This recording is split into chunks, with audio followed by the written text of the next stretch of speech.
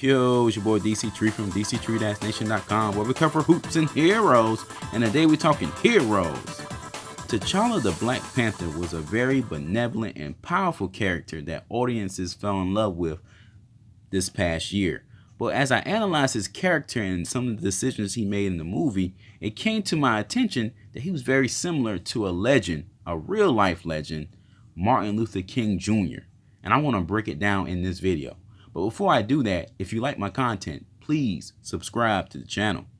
Okay, first off, I just want to say I'm not saying that the Black Panther is as important as Martin Luther King. I'm not saying that. I'm just saying the character T'Challa seems to have some of the characteristics of Martin Luther King's personality, which isn't too far-fetched when you consider that the Black Panther's first appearance was in 1966, 3 years after, Martin Luther King's iconic "I Have a Dream" speech. So I think it's reasonable to think that maybe Stan Lee and Jack Kirby were somewhat inspired by Martin Luther King in the 60s. He was big time in the 60s, so he infused some of his characteristics or some of his personality traits into the character T'Challa.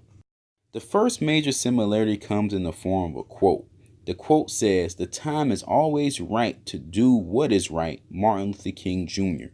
T'Challa in the movie The Black Panther represents this quote when he decides to save Everett Ross anyway. Despite exposing the technology of Wakanda, despite exposing Wakanda as a whole, he decides to do what is right to save another man. And that is clear-cut Martin Luther King.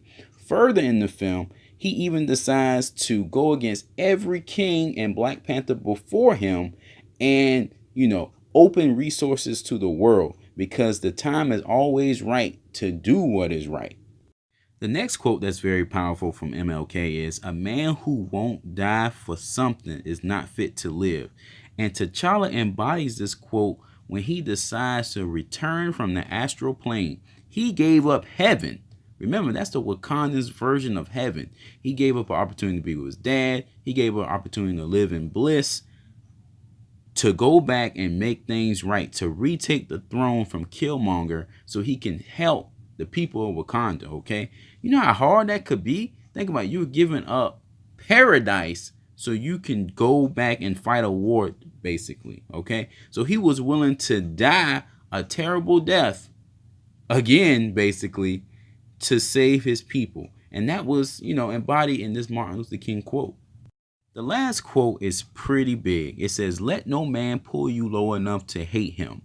And T'Challa showed this with his battle against Killmonger. Killmonger killed Zuri. Killmonger threw T'Challa off a mountain. He turned T'Challa's people against him. He almost killed Shuri.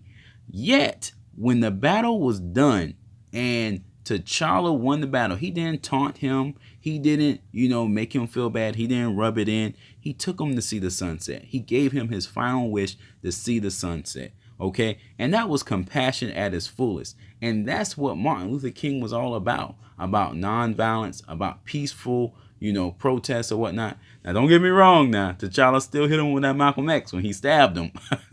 But you get the idea of what I'm trying to say. He didn't have to let him see the sunset. And he even offered to save him, okay?